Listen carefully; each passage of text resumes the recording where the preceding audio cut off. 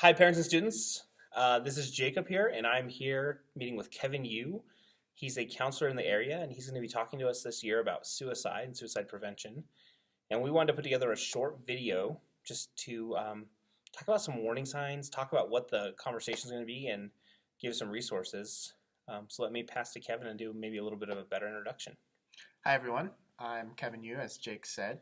I work for a group called Southwest Counseling Associates, and we're a practice of about 25 therapists, and we work with a whole variety of different people, kids, families, couples, individuals. Just wanted to talk with you real briefly about a couple basic one-on-one facts about suicide.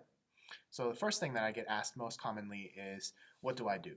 And if in doubt, always feel free to call the suicide hotlines. There's many of them out there. You can look them up online. There's local ones, which are really nice because they're staffed by people that are from Colorado, and so then they can refer you to a behavioral health group or crisis center in the area. There's also national ones, of course, and nowadays they also have texting lines where it's safe to tell, and many of the kids actually use them. And then, of course, you have Jake here, who's a great person, and you can always talk to your church staff or anyone really in your community that you feel like would be a good support for you. The next thing is never feel afraid to ask.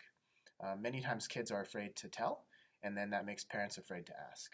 And so just feel comfortable asking them a question, and the more direct, the better. That's what I've found. Just use the word suicide. Many times it's hard to say that word, and parents want to say, are you thinking about hurting yourself? And kids, especially when they're really anxious and afraid of the reaction parents will have, will take that literally and say, no, I'm not thinking about hurting myself, because they want to kill themselves. And so hurting yourself and killing yourself are two slightly different things. And so I always encourage and coach parents to say, are you thinking about suicide? Can I ask you a question there? Sure. So I think a lot of parents are afraid to ask a student about suicide because they're afraid of planting that idea. Suicide culture is such a big thing right now. What if I'm the reason that my kid has that idea? Can you speak to that? That's a great question, Jake, and it's also a very common worry that parents have, and it's a big myth, actually. Studies have shown asking the question using the word does not plant the idea in a person's head. If anything, it really provides a platform to break the ice and make the student feel comfortable, make the teenager feel like it's normal, in the sense that it's okay to talk about it. You're not afraid.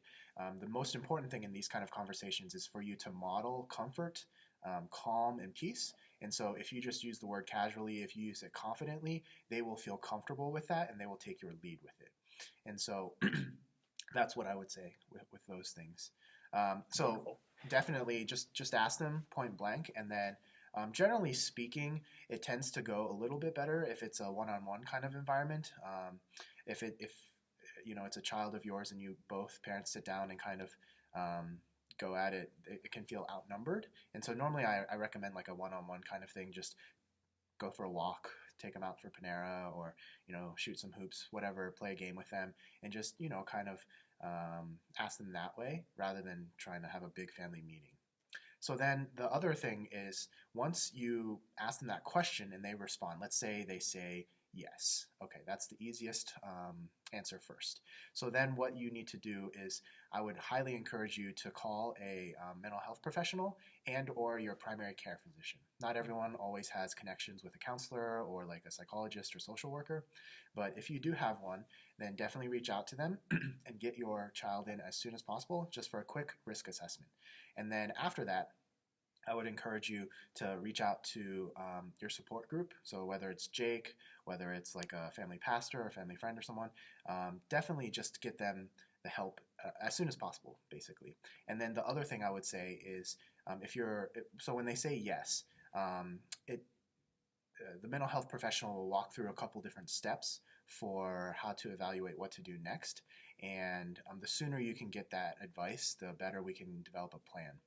So then the other question Real with quick, the yes. if a Sorry, go ahead. quick pause, Mhm. and maybe you're about to address this. Let's say this parent asks that question and Mhm. doesn't feel like they even can step out of the room, like it's that immediate. Mhm. They don't think that they can actually make a phone call. What is their step there? Yeah, great question, Jake. And the immediacy or urgency of the situation, obviously, you just want to err on the side of caution. And so if you're just not feeling safe at all, you can totally call the suicide hotlines. That would be my number one recommendation if you do not have a mental health professional in your back pocket, if you will. But if you do have one for your family or for your child already, call them first and or call the suicide hotline and then have them talk with your family member, and they will be able to assess and kind of guide you for what you want to do. Great. It is a really scary, anxiety-inducing thing if a person says yes, because that's a very frightening prospect, and so you definitely want to take it very seriously. Absolutely. So then the next part is, what if they say no? Well, they may not have suicidal thoughts, or they may just be afraid or scared to say things. So a couple responses. First is never invalidate their response. You don't ever want to say, like, I don't believe you, I think you're lying. That's just going to shut the door on them being open and wanting to communicate any further with you. So then you can say something along the lines of, okay, well, one of the reasons why I was asking is I've noticed XYZ, for example. Maybe you've noticed them starting to be a little more withdrawn. Maybe you've noticed a dip in grades. Maybe you've noticed them being a little more irritable. There's a couple of warning signs I'm sure that you may have picked up on, which is why you wanted to ask. So then you could just approach it that way and just say, okay, well, I'm kind of forced to take you at your word, but these were some of the reasons why I was a little concerned.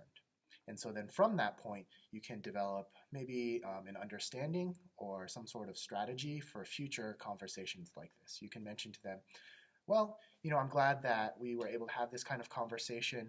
How about in the future, we maintain this open channel?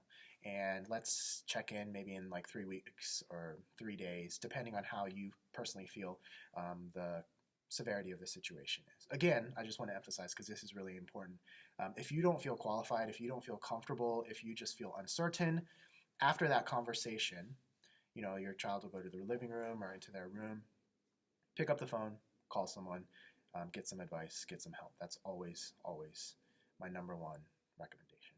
Absolutely. And so, Kevin, we're going to, here in the month of March, we're going to meet with students and we're going to talk about this. What are some of the things that we're going to cover with students and that you want to make sure that students hear from us? Absolutely.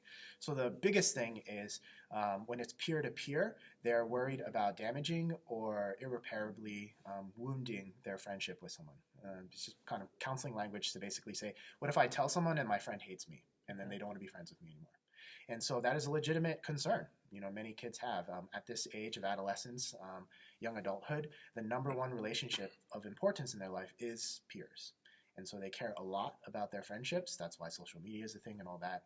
And so we have to address that and let them know, well, you have to look at it objectively in the sense of, if there is a legitimate threat to your friend's life versus your friendship with them, which one is more important ultimately? Yeah. And again, I speak about it pretty frankly, and I found that that's pretty helpful with kids, because many times at this age, they're already thinking about many of these questions. They're already talking about many of these things, substance abuse, all these other topics, and it's much better just to dive in and break the ice and just talk with them about it. So that's my first approach, is to let them know, hey, we want to protect your friend, and I think you feel torn because you want to protect your friend, but at the same time you're worried about their reaction. Yeah.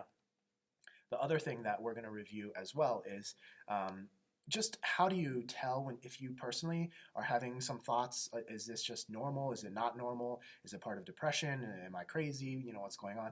So I'm just going to do a little bit of a FAQ kind of style introduction into some of these thoughts, letting them know that millions and millions of people in the world struggle with suicidal thoughts.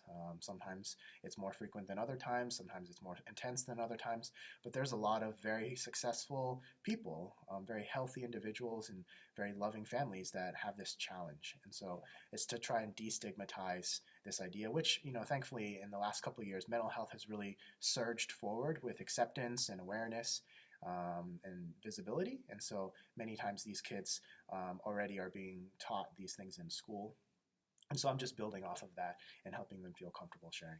Quick question on that. Something that I think our parents found really helpful last year was you talked about these 4 stages of suicidal thoughts. Can you speak to that really quickly? I found that very helpful for me as well. Absolutely, yeah. So there's, it's not like an official model or anything, but just kind of my back of the napkin thing that has been helpful for people. The first level is what's called stage 1 suicidal thoughts, where they're wispy, they're kind of like a cloud, or they're not very substantial, and they can come and go. The individual can dismiss those thoughts on command, basically. So you think of something, and then you're just like, I'm not going to think about that, and then it goes away.